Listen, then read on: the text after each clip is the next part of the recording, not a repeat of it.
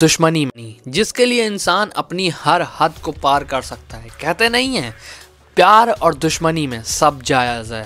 तो दो लोगों की दुश्मनी में तीसरे को देखने में बहुत मज़ा आता है और यही सेम केस होता है हमारे साथ जब हम WWE के दो रेसलर्स को आपस में लड़ते हुए देखते हैं।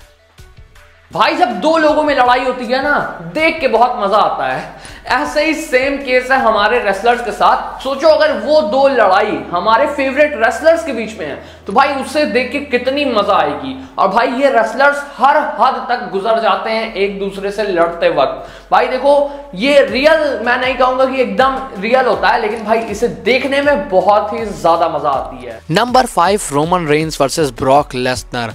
अब भाई 3 बार रेसलमेनिया का ये मेन इवेंट रह चुका है Roman Reigns versus Brock Lesnar. भाई इतने सालों में इन दोनों ने पता नहीं कितनी बार एक दूसरे को आके कन्फ्रंट किया है, एक दूसरे को मारा है, एक दूसरे से जीता है।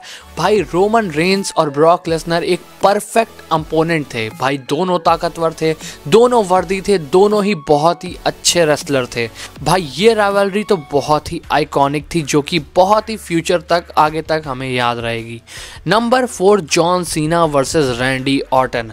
मुझे नहीं मालूम भाई तुम WWE कब से देख रहे हो, लेकिन मुझे याद है जब 2013-14 के टाइम पे मैंने देखना शुरू किया था तो उस समय रैंडी ऑर्टन और जॉन सीना की राइवलरी सबसे बेस्ट राइवलरी मानी जाती थी। भाई इन दोनों को आमने सामने देखने में हमेशा से ही मज़ा आता है। जहाँ पे जॉन सीना एक बहुत बड़े हीरो मतलब एक बहुत बड़े फेस हैं, वहीं पे रैंडी ऑर्टन एक बहुत बड़े विलन मतलब कि एक बहुत बड़े हील हैं। नंबर 3 अंडरटेकर वर्सेस केन। भाई की लड़ाई देखने में तो बहुत मज़ा आती है, लेकिन सोचो कि जब एक भाई दूसरे भाई को मारने के लिए उतारू हो जाए तो कितनी मज़ा आएगी मतलब कि कितना स्टोरी लाइन में कितनी मज़ा आएगी। भाई सोचो अंडरटेकर को केन ने पता नहीं कितनी बार गाड़ दिया है। अंडरटेकर ने बचपन में अपना घर जला दिया था जिसमें केन भी जल गए थे। मतलब कि भाई इनकी कहानी की एक तो स्टोरी लाइन इतनी बेस्ट होती है, ऊपर से ये आपस में भाई हैं और ऊपर से डार्क गिमिक भी रखते हैं भाई। तो ये एक परफेक्ट मैच कैसे ना हो। Number 2 the rock versus stone cold. कुछ भी नहीं कहूँगा, एटीट्यूड एरा की अगर कोई सबसे बड़ी राइवलरी रही है तो वो the rock versus stone cold रही है। अगर आज की भी डेट में आप उस टाइम के मैचेस और इनके प्रोमोज देखोगे आपको समझ में आएगा कि भाई ये एक दूसरे से घिन्न करते थे।